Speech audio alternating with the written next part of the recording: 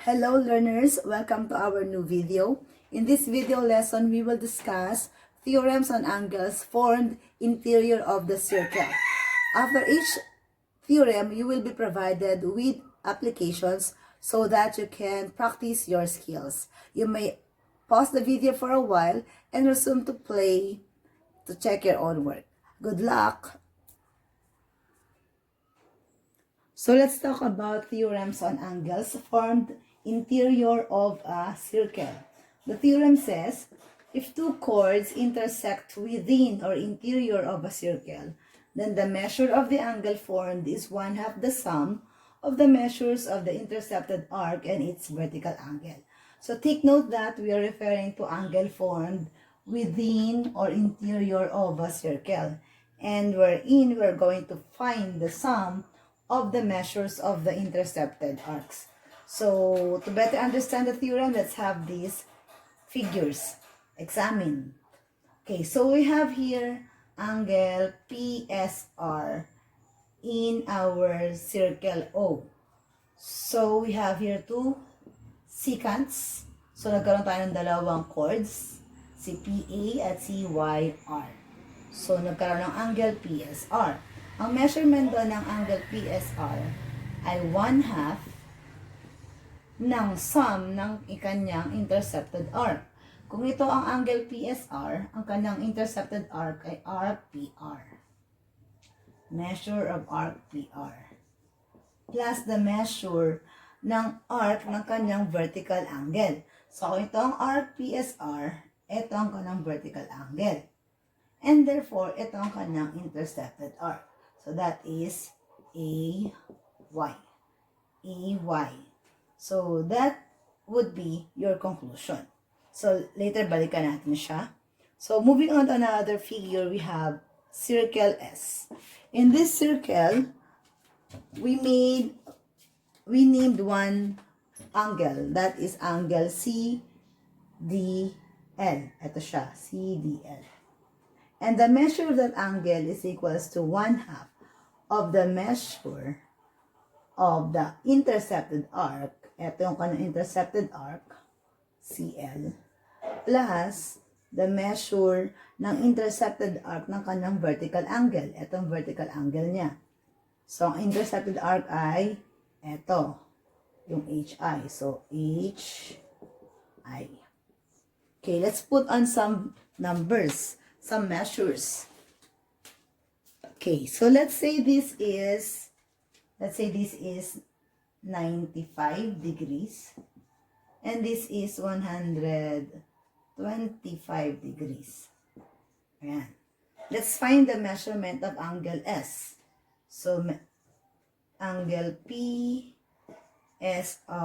is equals to 1/2 of arc PR is 95 degrees plus arc AY is 125 degrees. So, compute tayo. 95 plus 125, gamit tayong calculator. 125 plus 95 equals 220 degrees. And 1/2 of 220 or 220 divided by 2 is 110 degrees. So, this is the measure of angle PSR.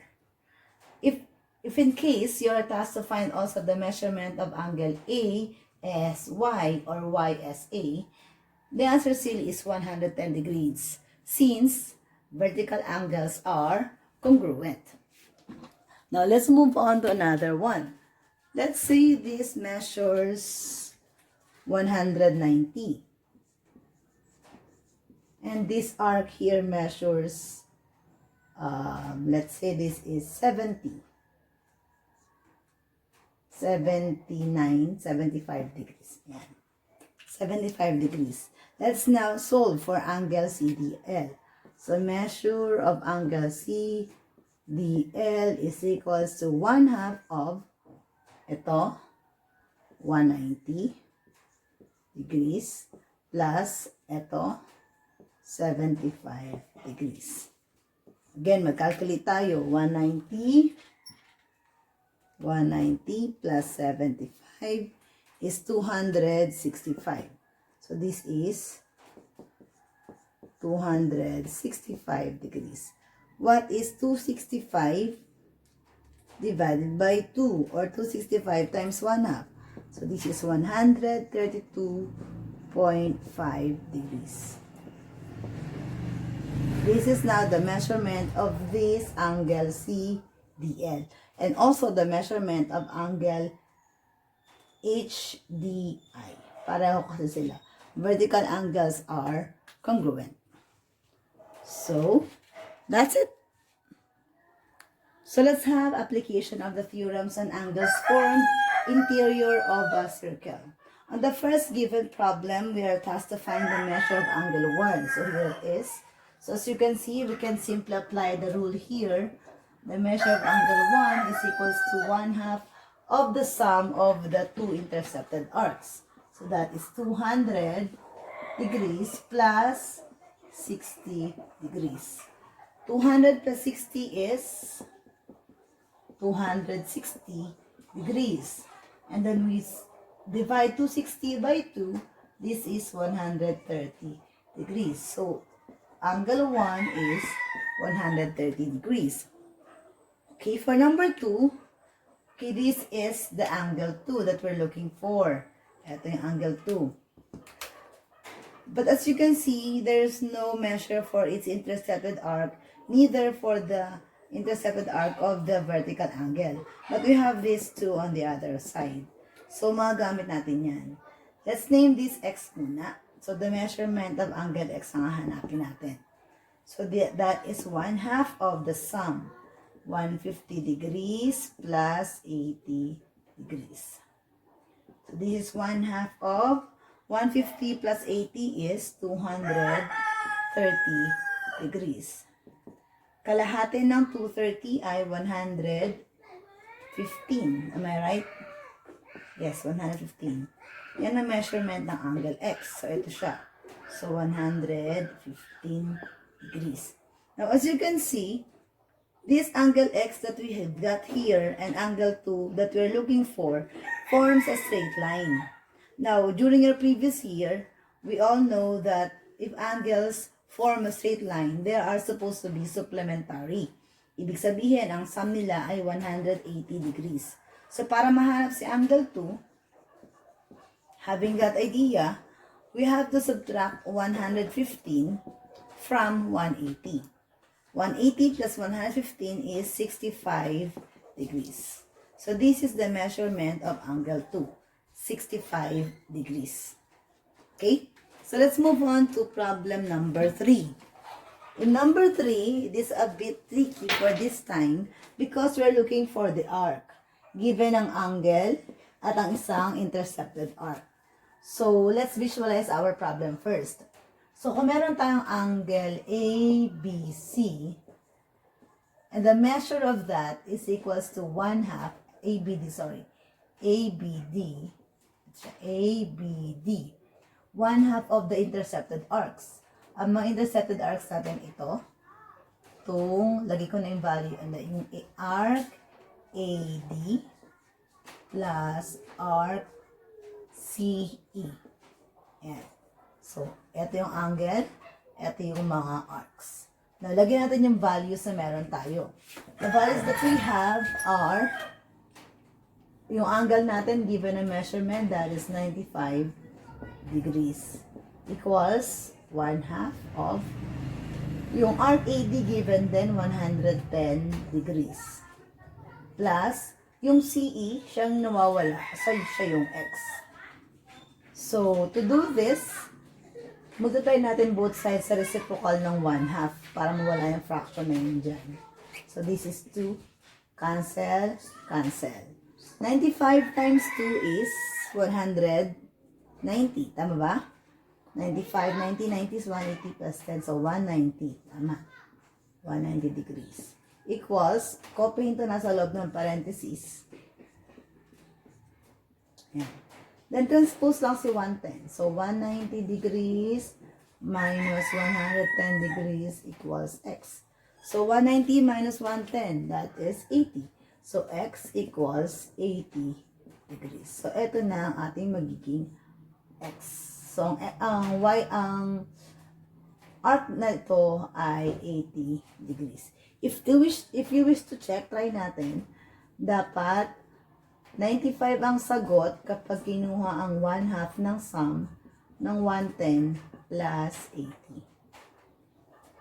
110 plus 80 is 190, right? Kalahati ng 190.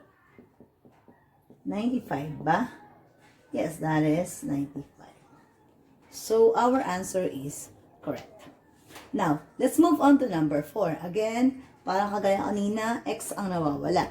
Ito, yung arc ang nawawala, hi. So, again, i-visualize natin ang problem. Meron tayong angle 65 degrees. That angle is FGJ. FGJ equals 1/2 of, ano yung arcs? Yung FJ plus XI. HI, sorry. HI. Yan. FJ and HI.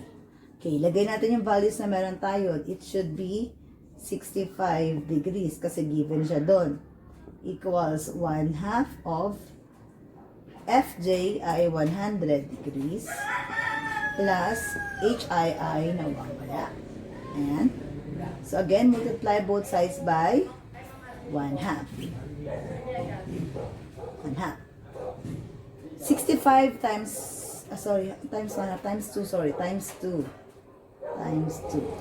65 times 2 is 130 equals, copy ito nasa loob ng parentheses. Ayan. Transposan natin yung isa. 130, lipat ito, minus 100. Sorry, minus 100 degrees is equals to x. 130 minus 100, that is 30 degrees. So, ibig sabihin, this x here, itong arc na to, ay 30 degrees. Check ulit natin. Dapat 65 degrees ang sagot kapag kinuha ko ang kalahati ng sum nitong dalawang arc.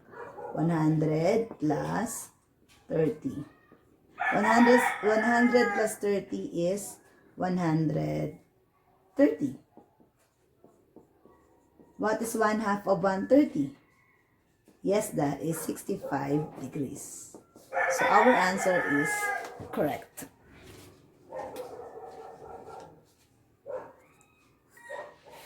So that's it. Thank you for watching and hope you understood and learned our lesson for this video lesson. See you in the next video. Good luck and keep safe, everybody.